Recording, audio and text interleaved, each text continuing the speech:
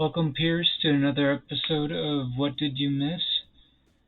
Today, I did want to show off that we have I started playing Pokemon cards again off stream. I may stream that again this week, perhaps. Who knows? I've built a few fast decks. Let's just take a quick peek at them each, I guess. This is the one that I'm currently playing at the moment. So if we there was a way to. Do I hit this button and then this button? Is that how that works? I guess so. Yeah, so this is what the deck looks like. We have a bunch of energies. As you can see, they're all special energies. Oh, I need to take this card out. I need to do some minor editing to it. But yeah, it's been going pretty well. As you can see, I've got 11 wins out of 16 overall played, which is pretty cool. So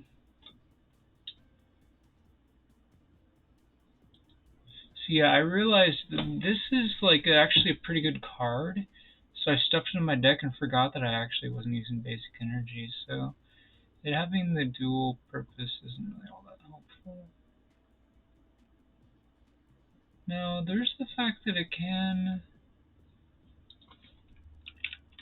Let me just check something out. Yeah, it can grab two basics. None of the basics in this particular deck need to be held in the hand. Anyway,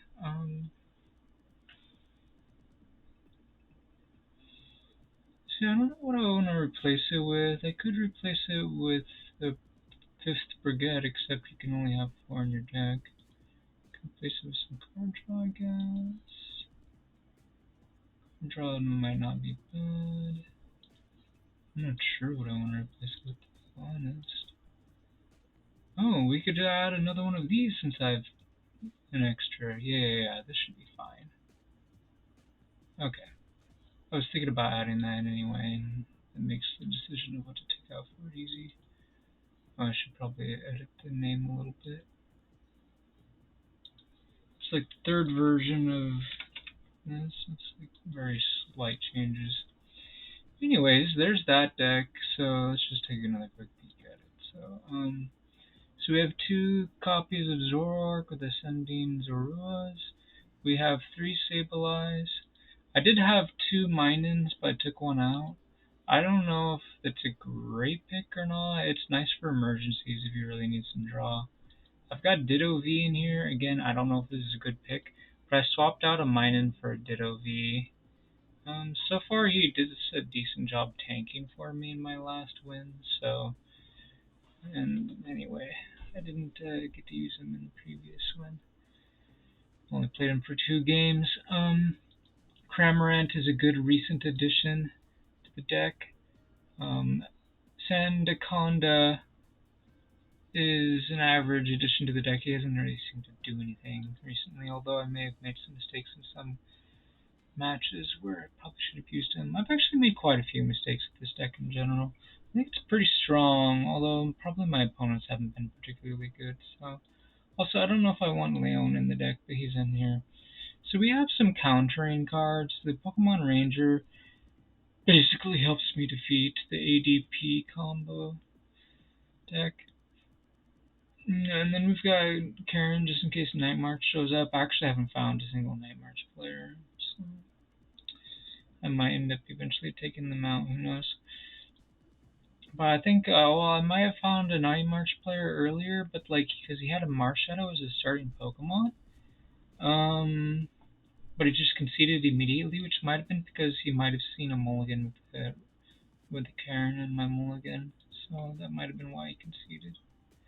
Oh yeah, and so this is a new edition, which I could see myself including 3 copies of at some point. Cause, just like Pokemon Ranger, we have 3. But for now, I think 2 is okay. Like, there are certain decks that this would do very well against. Like, this is a really good, like, Silver Bullet kind of, if you want to call it that, or counter to the decks that it's good against. I would say it's better than Pokemon Ranger, because it's like, it not only counters the deck, but it also like, well, it's not a full hard counter like this is, but it's a very medium sized counter, I'd say, while still letting you draw, which is amazing. So I think that's fine. I haven't been using this guy like at all. I should probably just replace him. He's kind of meant to be for like emergencies to get your Zoroark online, but it never ends up being necessary. But maybe it will one time or another. Anyway, so cards that I might consider removing are these two supporters here. We might just, if I was going to replace them with anything, I might replace them with more copies of this card, but I don't have more right now, so just gotta live with it for now. Anyway, that's that deck. This was a more original version of the deck, as you can see here. I had a Xerneas in there. I don't know if that was a good idea. Probably not. I was just thinking like we could attack like a dragon Pokemon with it, and of course we can attack with our unit energy. Anyway, it's not too much different. It has an extra Buzzwole in it. This guy's been performing really well. Anyway, then we have this deck is I haven't actually tweaked this since I had first built it, I think. Yeah, so we could put in Stone Energy, for example. This is a deck that I picked up a few wins with recently. Um, and I played this deck quite a bit and had some mixed results. I added to this guy. He wasn't in the original version of the deck. Um, anyway, he doesn't seem to be performing very well, and the deck's not doing that great. The deck loses to things like ADP, so I wanted to, yeah, ADP and like the new Lightning decks that I've seen kind of made me want to try to build stuff like this. So, like this deck here, yeah, see, it didn't used to have Pokemon Ranger, but I added it when I realized that it counters ADP, so. Anyways, then we have some other stuff. Let's see what this is. Oh, this is actually a pretty cool deck. Although, do I have a better version of it? I might. Or no, this is a different deck entirely. I haven't played this one yet. It might not be very good. It's probably bad. But anyway, yo, I wanted to use this card because this card looks really fun. Because you combo it with Kyogre. That's what I was thinking. So Kyogre does 80 damage to a benched Pokemon, and then this guy for 1 energy is going to do 160 damage to it. Total that up, that's 240! 240 damage to benched Pokemon. Seems really powerful if you ask me. So, I think it's a cool deck, but I think it's going to need some tweaking, potentially with some new cards. We do have 2 Kyogres, which is cool, but I need more of these Burstcutus. Anyway, a deck that's not really much like that, but might remind players of it, would be Wyberg. So this Wyberg deck is using this guy with the Amazing Destruction, and this deck's actually performing surprisingly decently. It performs kind of okay against some of the more popular ADP decks, because they tend to run Zacian, and Talonflame has a somewhat decent matchup against Zacian, because, you know, he's fire type, and Zacian is weak against fire, so.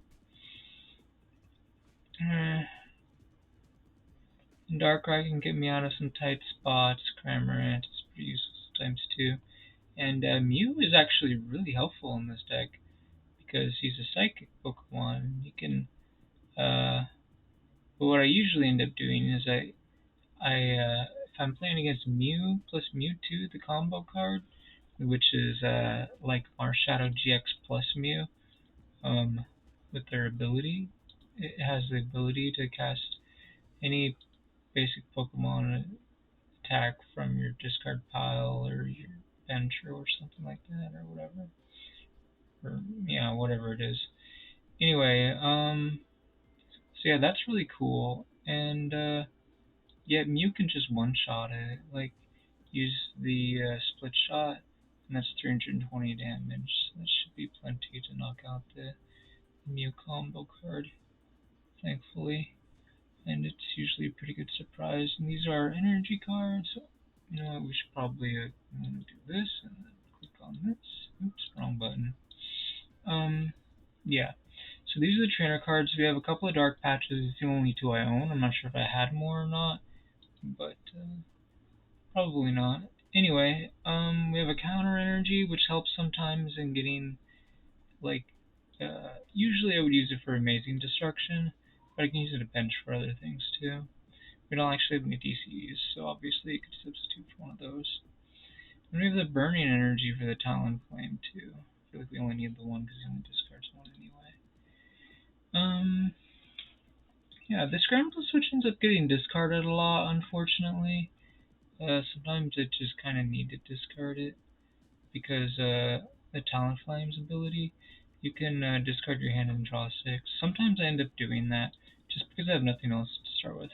I would prefer to start with Cramorant, generally speaking, because then you get to just grab whatever 2 cards you want, and it's really effective here. Yeah, so you can often, like, one thing that kind of screws this deck over sometimes is getting your Whitneys and the prize cards. These cards, you don't want them stuck in the prize cards. If you do, it's going to mess up your deck a lot. Other potential things that this deck can run into that can be a problem is it might be hard to draw into your VS Seekers or your Battle Compressors. So it's not the most reliable deck, but when it works, it works really good. It really gets people to rage quit, which is great. Anyway, most of these decks are pretty much garbage, I guess. I just haven't gotten around to messing with. Okay, this is a new version of my Chandelure deck, and it actually has been performing somewhat decently. I may have to make some tweaks to it, of course, to make it viable against ADP, if it even could be. I don't know if it has the damage numbers to actually be ADP now that I think about it, but if I don't have Pokemon Ranger, then it doesn't really stand a chance, obviously. So I may want to consider putting that in there. Anyway, so we have this, which is potential acceleration energy. I don't know if it's a good choice or not, but it was one of the new cards, so I put it in there. Same for this. Actually, I think one problem that this deck has, modern, even though I do say that it has done surprisingly well, it still is going to run into some problems because going first, you can't just play a supporter along with trying to get your Evolves going. Like, you could play Beauty, I guess, but most of the time, going first, you're not allowed to play a supporter card. So it makes this deck slower, kinda, basically.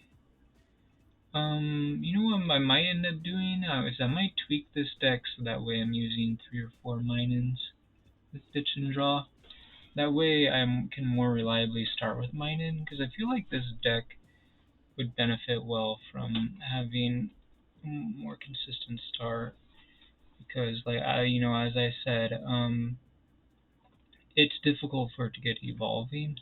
Also, there's these new, I think, Lampents or something like that I might want to acquire with the top entry. That could be pretty useful. Yeah, so I'm looking for those. Anyway, yeah, there's a lot to talk about for the card game. There's actually so much going on here, and it's really engaging. I didn't realize like expanded would be as much fun as it is, but it really is. So yeah, there's a standard and expanded format, are the only formats I've ever played. And I would recommend stay away from standard, to be honest. But if all you have is new cards, then I guess you could keep playing it for a while. But just keep in mind it's going to be competitive. If you are very new to the game, you should probably stick to themed. Grind out. 500 Pokecoins and get one of the newest decks is my recommendation. Like any of the top 6 decks is probably fine. 7, 8. I would say maybe even the top 9 decks. I don't know for sure, but my newest deck that I own, I'm not sure which one it is, but I've noticed that a lot of decks are kind of like better than the decks that I have. I think my newest deck might be Blazing Volcano. I got it and Leaf Charge. Yeah, anyway. I noticed that somebody's Laser Focus deck seems really good. It has like a really strong Necrozma. It's kind of interesting. I've noticed that there are a lot of legendary Pokemon in this game where their cards are not like constructed strong, you know, but they're theme deck strong, but they haven't been putting them into theme decks not until recently. And so a lot of these, like the past, like, I don't know, 12 or so decks, or maybe even 15, I don't know.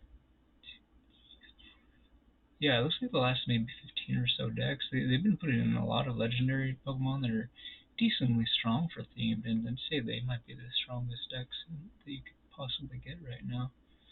Which is a really, I actually think it's a cool, I think it's a good direction for them to go in personally.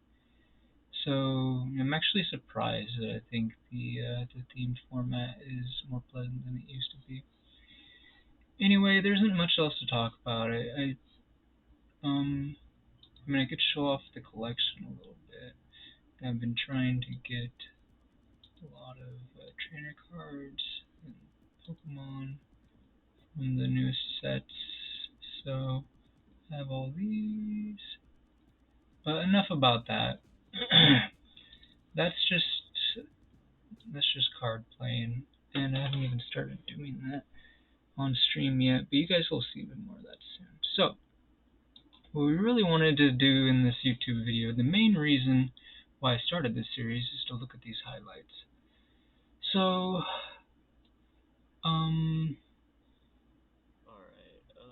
okay, yeah, so on the 9th, we had me playing some Faria, and I was doing quite a bit of deck building, trying out new deck ideas, and honestly, none of them really stuck. So tomorrow when I play Faria again, I am probably going back to my Flying Yellow deck and try to get to rank 5 with it, if I can. And then after I reach 5, if I'm still struggling with that deck, then I'll try to rebuild something again. But because I'm only playing once a week, I really don't have that much time to experiment, unfortunately, with new decks. So if you guys have any suggestions for decks for me to try out, feel free to send them my way. I'd be happy to try them out.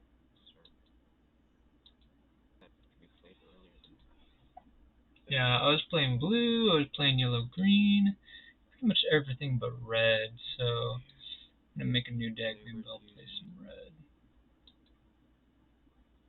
This deck was kind of fun, actually. I really like some of these blue decks. Look at this. I don't know if I win or lose this game, but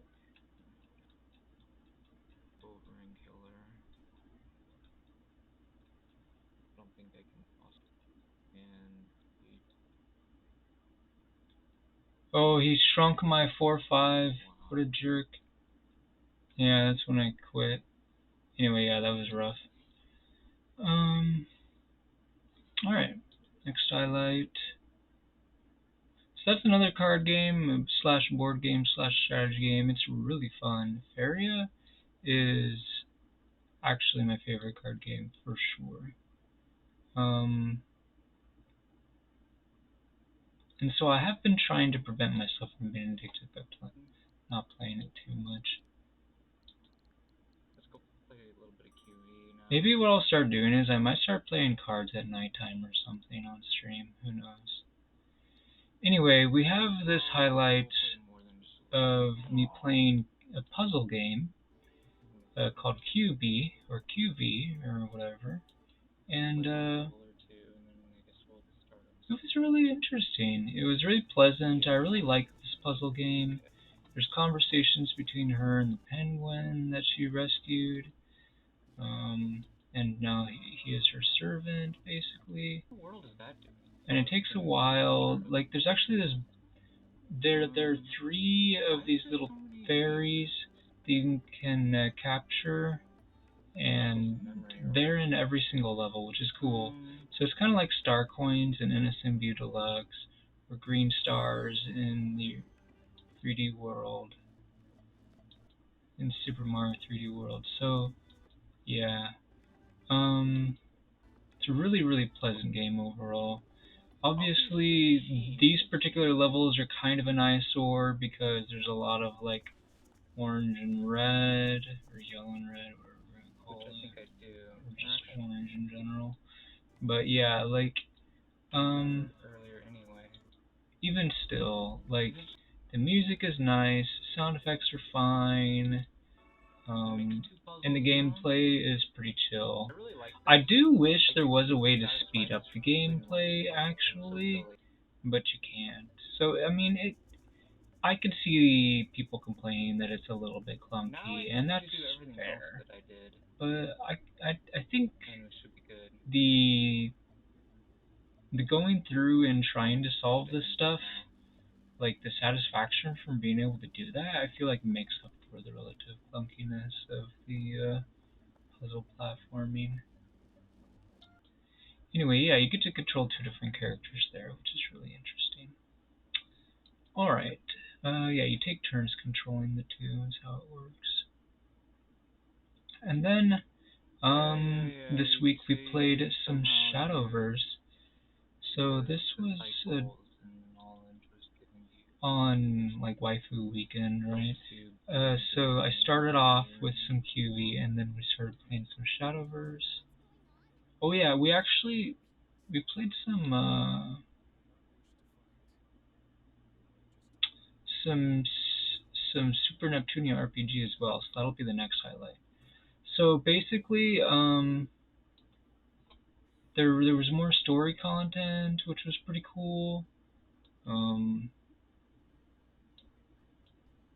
It actually, some of it was a little bit boring, but so I just highlighted the part that was pretty good. And then also there was the Open 6 matches that I played, which are probably not the most interesting thing ever. I think I lost like 4 matches and won. Which, considering that most of the people in Arena are Masters or Grandmasters, I would say winning 1 match is pretty good. Yeah. So, anyway. Yeah, not much to say. I probably opened up some packs too, so if you want to see what I opened up, you can check that out. Anyway, yeah, I don't usually play too much card games, but they did come out with a new set, and so I kind of wanted to check it out. There's a new story or whatever, so yeah. Anyway, so let's take a look at Super Neptunia RPG. So I actually played this for over 9 hours, so I ended up having like, I don't know, like a 12 or 13 hour stream again or something like that. And I kind of struggled a little bit with the story progression here. Yeah, I was getting lost a lot, to be honest. And I was trying to do side quests. Oh, I beat this monster, which, was pretty satisfying, because I did it with only 2 characters, I guess. Yeah, I actually tried fighting them with just 1, but it was too overwhelming, as I recall. No, I'm going completely.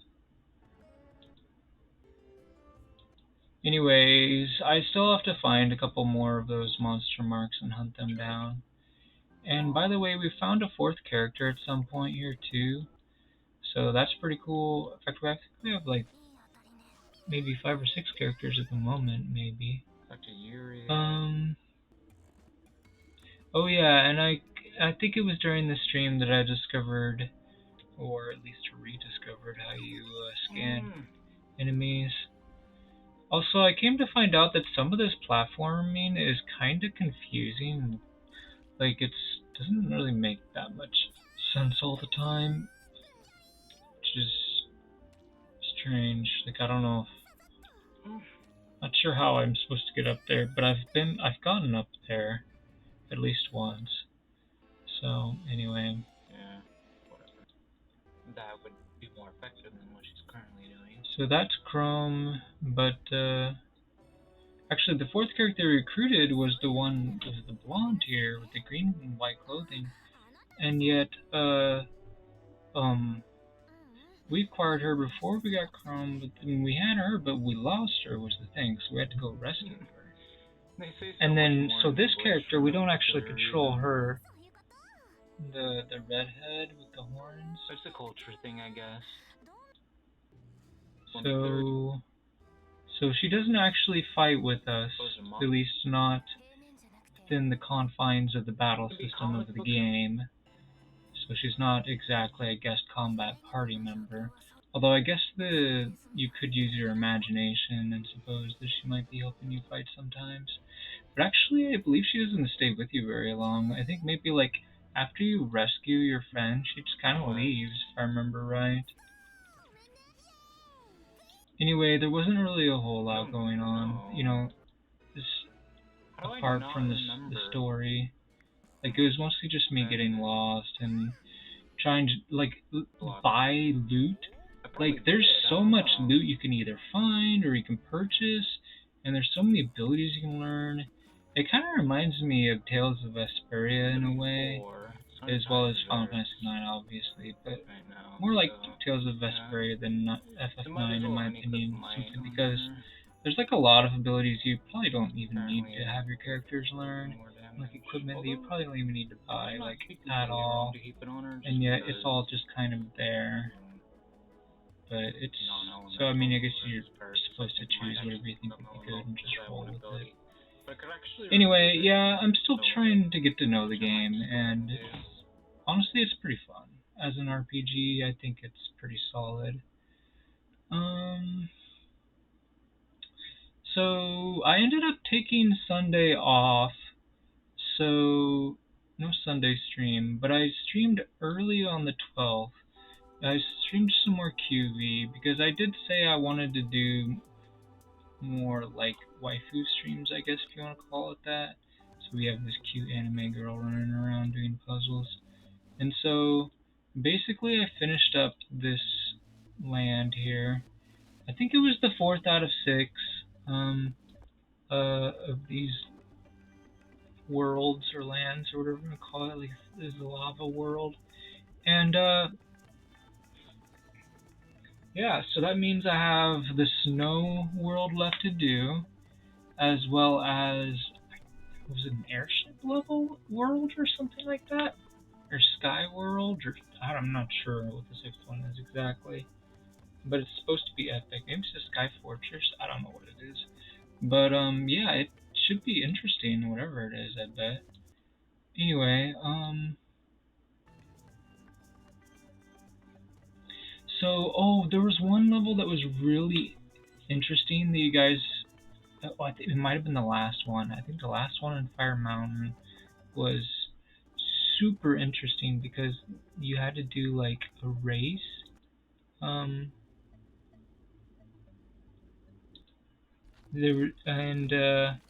It actually, you know, the funny thing is, you can win the race without actually using the sprint button, which is what I managed to do. But if you want to get the fairies, you're gonna have to sprint, which is kind of interesting.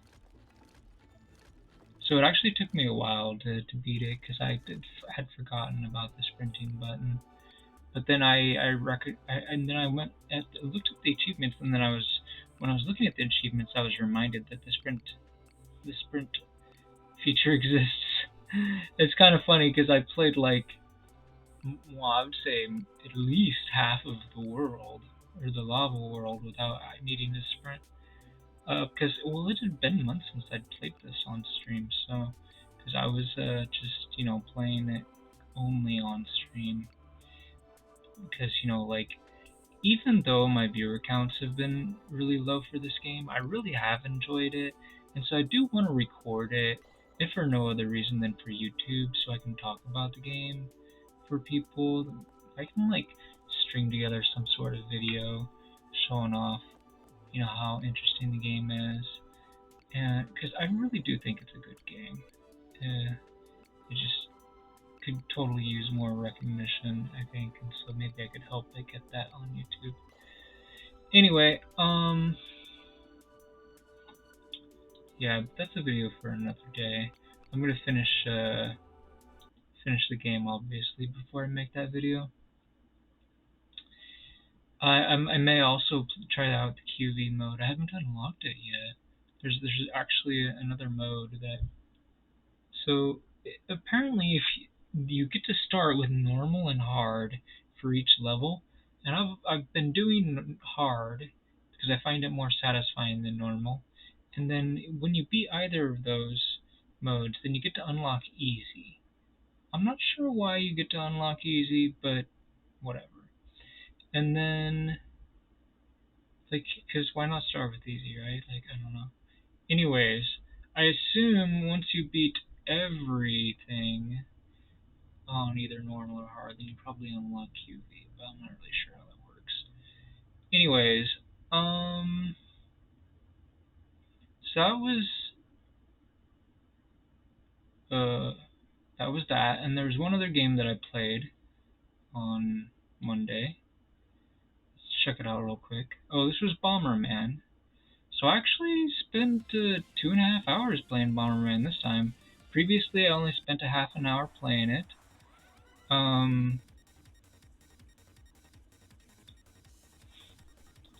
Might as well full screen this. So currently, my character is in room 15, right?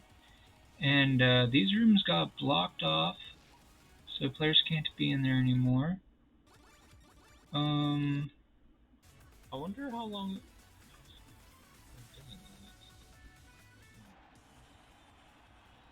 I tried out more than just Black Bomber, so I started playing Red, I played Blue. I went ahead and did quite a bit of, experimenting or learning about this game. There are actually 2 free characters that like you're expected to buy the DLC to use. So I tried them out.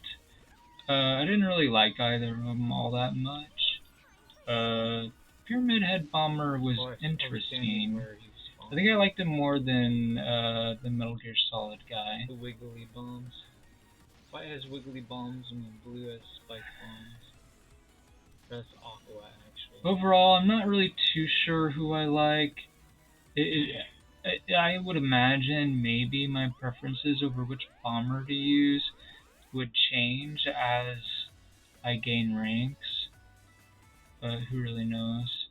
At the moment, I think in the low ranks, I think White Bomber is really solid, because a lot of your opponents are not going to be very dangerous, and you probably can harvest some power-ups, but maybe if I become a higher rank, Black might be somewhat more valuable. I'm not really sure. There's a lot to process about considerations of RNG, considerations of what is meta, what are people going to pick. There's so many things to consider. I'm not sure if I'll ever be a top tier Bomberman game, but it's a pretty exciting game that doesn't really stress me out even if I'm losing. So that's kind of rare to find an exciting game that doesn't stress me out, even if I'm doing poorly. So, yeah, one thing that I have to mention about this Bomberman game is, so far as I can tell, there's no indication that the game has the things that I don't like about Tetris 99 or Pac-Man 99 or Mario 35. It's it's very true to the Bomberman feel, if that makes sense, which is really appealing for me. Obviously, it's got some things that it does kind of differently, like the wild characters, considering that they pretty much all have special abilities and none of the regular bombers do. But, so although that might not feel like the most Bomberman like, that's okay. I would be curious to find out if they're gonna do things like, because I remember playing a dungeon crawler Bomberman game, and there were certain There were three of us in the same corner. pieces of equipment that your character could use, depending on what color bomber they were. And I would be curious to see if we could get stuff like that in new Bomberman games, whether it be this game or other kinds of games. I remember, like, if you could think of, like, Zelda, like, the various Link, like, power-ups or equipment pieces or whatever you want to call it, if you could think of, like, Bomberman guys having access to that stuff, like, that was a real thing. And I thought it was really fun. Dude, how was I supposed to know his bomb was that big? Who even was that? It was the white bomber, wasn't it? Anyway, so yeah, this game is like, it's pretty wild, and it's somewhat random, but it's not the randomness isn't overwhelming as it is in games like Mario Kart or Crash Bandicoot Racing. So honestly, don't mind it. And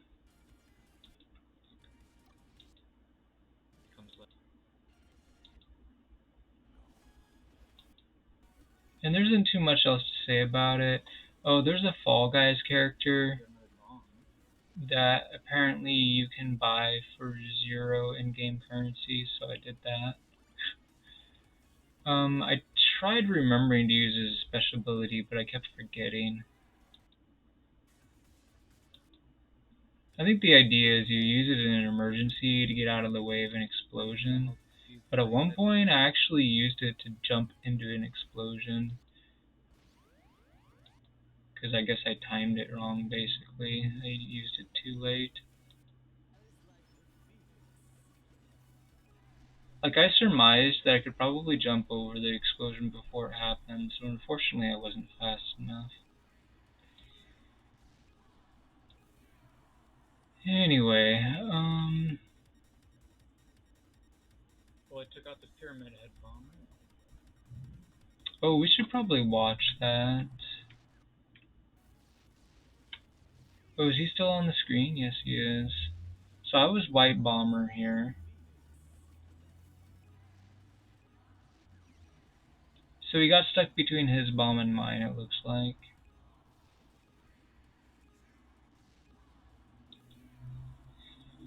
Anyway, that's pretty much all we got for Bomberman. So there was the 13th, and then the 14th, and then that's it. So, well, there's 6 more highlights because some of this was broken up into smaller chunks. So first, let's take a look at this. So yeah, Levelhead. This is the Levelhead in the Super Mario Maker days. So on 13th, I highlighted me building a Ripcord daily build level. So as you can see, I had been building it off stream, and I decided to build some of it on stream too. And it took me an almost 3 more hours to finish it at that point. From when I played built off stream. So you can see that's the indicator for on the highlight. Anyway, so yeah, we have blob plushes with gems in them, and so there's like you get a bounty for defeating them, and I added spikes, and then I started adding spookstone and backdrops so the spikes are easier to see.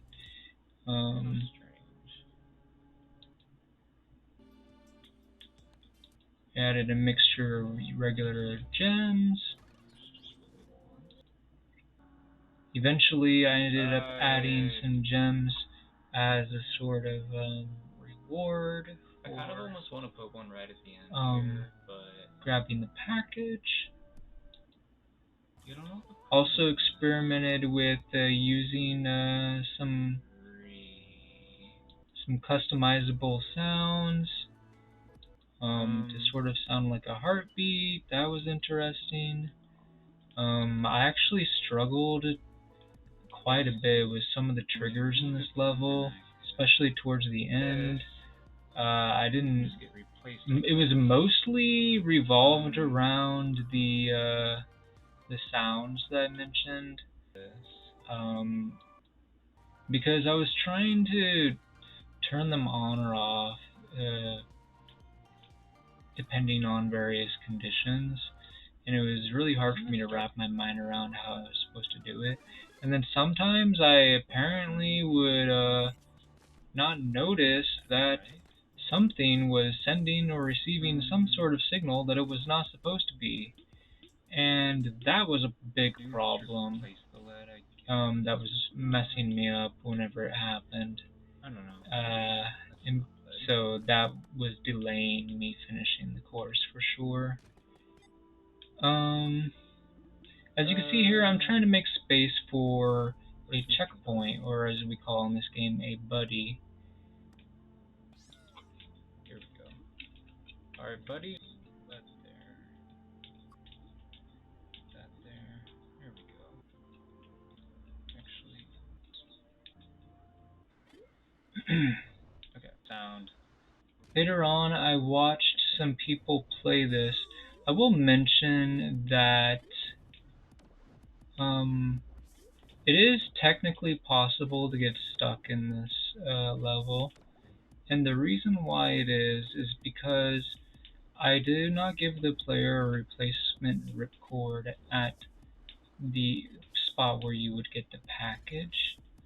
So what you could end up happening is you could get your ripcord stripped from the purge gate. You could fall on some blob flushes in order to not die onto the spikes, and then you could touch the buddy, and from there you're kind of screwed. At least in theory. But you may actually be able to get up, I suppose, by doing some crazy super jumps using the package. Don't quote me on that. But it's because it might not actually be possible.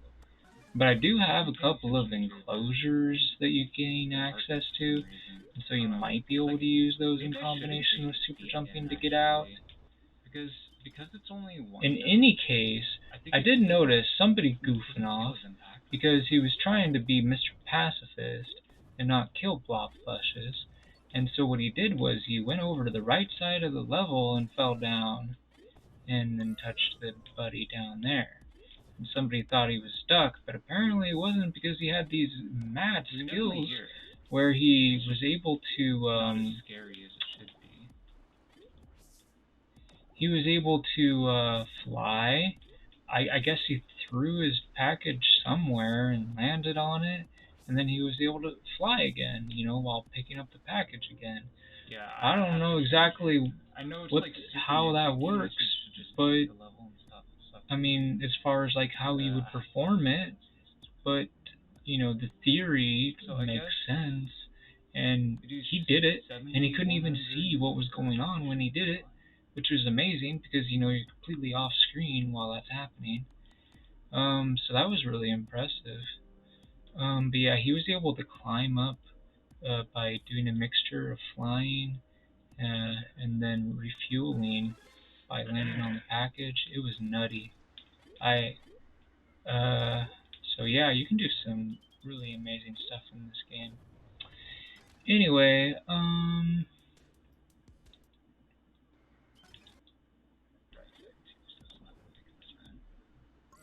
so this looks like I'm doing like a final run here or something. Wait a minute, I just realized I didn't need that either. I left that. Did I ship it after this or probably not. Add one more. Oh yeah. So I had an uneven number of Blah flushes. I had accidentally deleted one that had a gem in it, so I added one back because I'd forgotten to add one back. So that's why it's still. Oh my.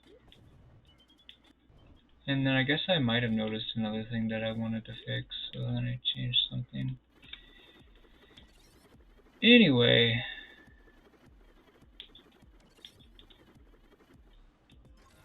So that's that. Anyways, let's move on to the next highlight.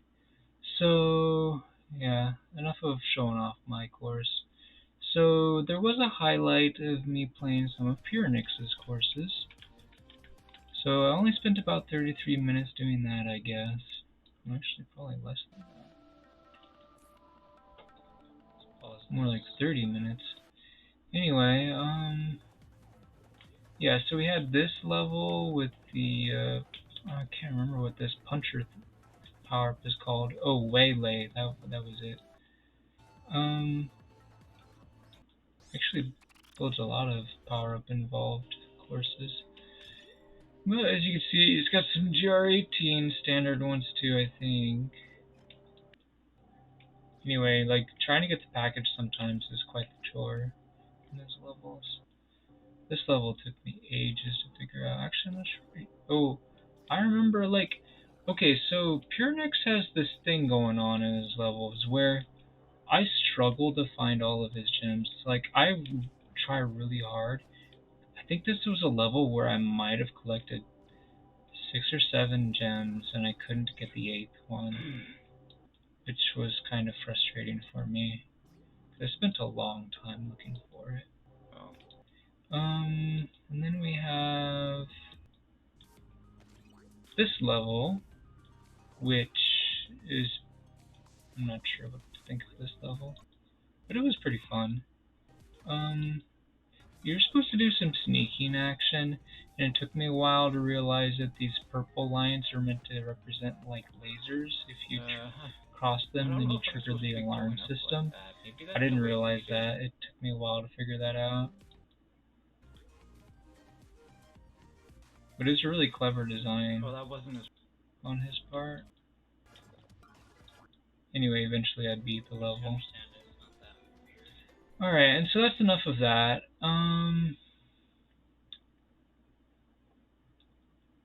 Fighting some peanuts. Oh yeah, this is only about a minute long highlight. Let's check this out real quick.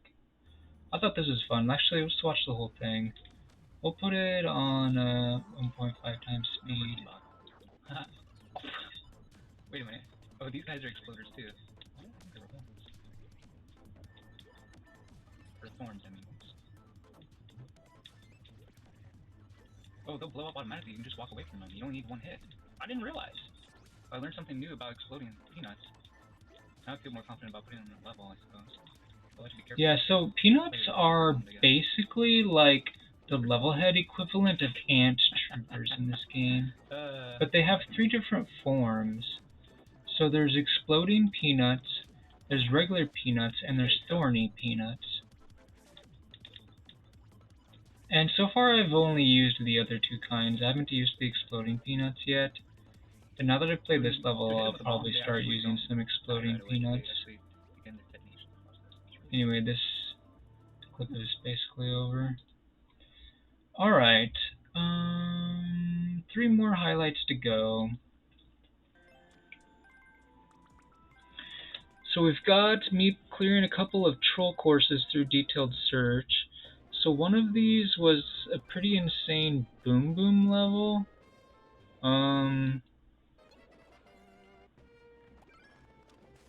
It took me a while to beat it, as I recall.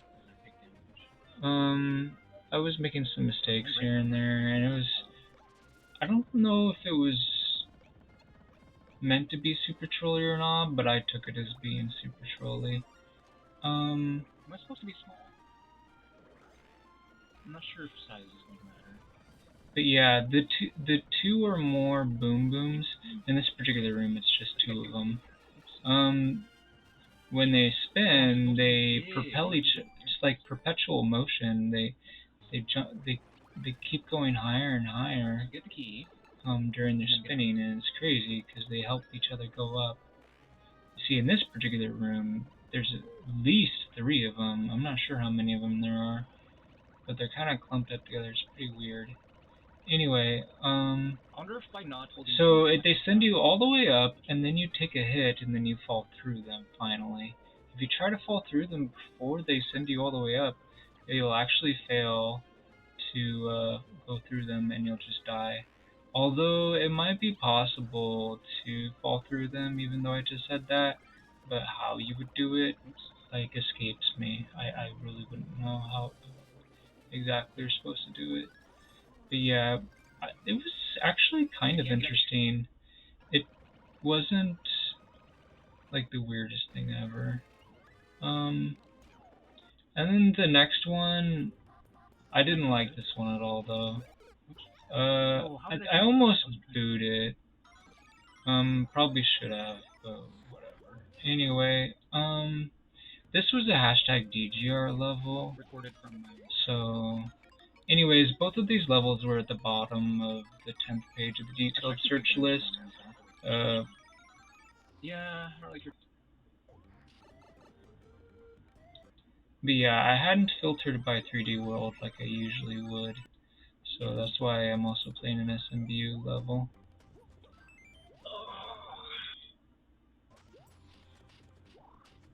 So yeah, each of these levels had like, I think maybe like 11 players on them or so. Something like that. And there wasn't really much of a clue for it. So it was a pretty short level, but it was kind of like it had pick a path stuff in it, or gambling paths, whatever you want to call it. So it was not a good level. Anyway, so 2 more highlights. So we've got me working on Coin Grab Gauntlet number 13. Alright. Yeah, so as you can see, I was doing tons of playtesting. I was moving stuff around. Eventually I realized I had to rework the level again, like a lot. So I had worked numerous times on this level, just for like short bursts of time. Off stream. I'd been working on this purely off stream, I believe. I'm not entirely sure. I might have worked on it on stream a little bit last week. Maybe, I don't know. Possibly. In any case, I don't think I would have worked on it for very long. Maybe like a couple of hours.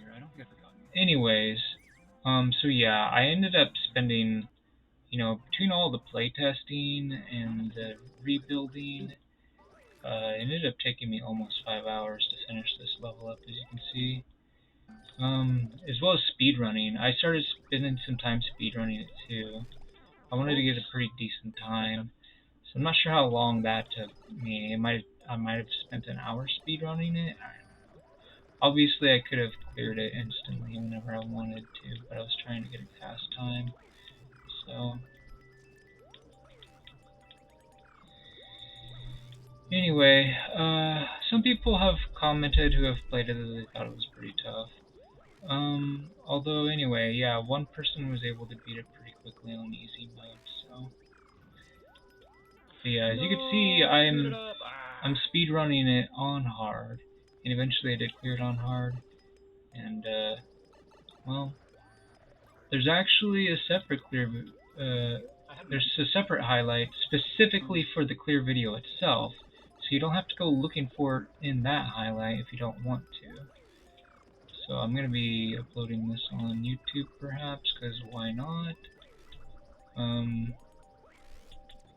Maybe I'll do like a mega like speedrunning coin grab gauntlet, like clear YouTube video or something. I don't know. The thing is, I don't know if I've been recording all of these or not. It's possible I have been. I'm not really sure. I'll have to go check. Anyways, let's go ahead and watch the rest of this highlight, and then I guess there's not much else to talk about after this for this video. There's Ooh, that was a pretty good time save too. So tomorrow is Feria Friday, and I'm glad I died. I think because new Zelda I didn't game die. is coming out, I just realized I forgot about the key. I'm gonna start I calling messed up, Saturday but I don't think Adventure Saturdays, because I like playing adventure games, whether it be RPGs or more action-based stuff like Zelda. So Okay, 319. I think that's pretty good.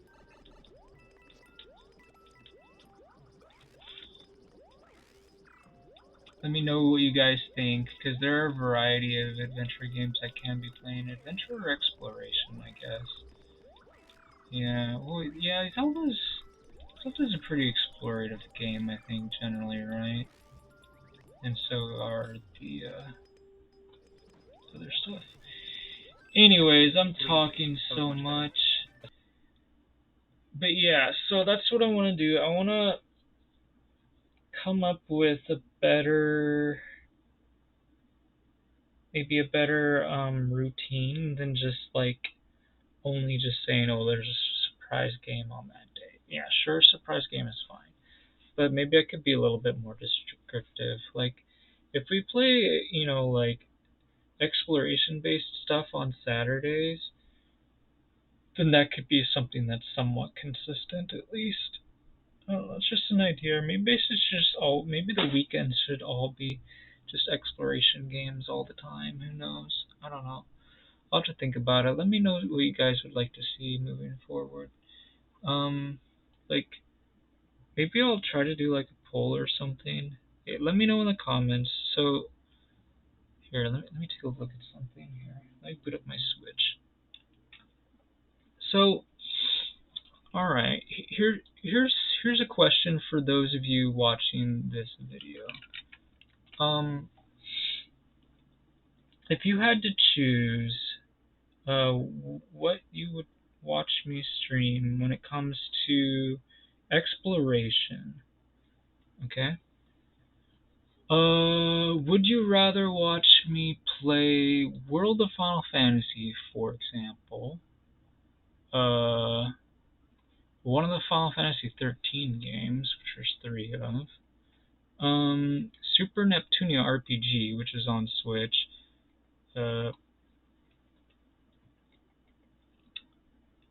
Or the new Zelda game that's coming out, perhaps.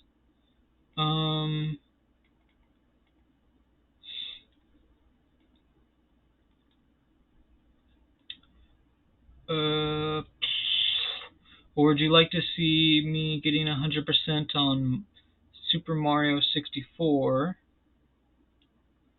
Or would you like to see me try to get 100% on Celeste?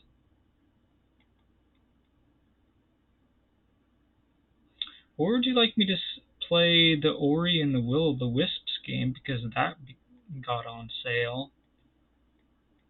Which that game seems to be fairly about exploration.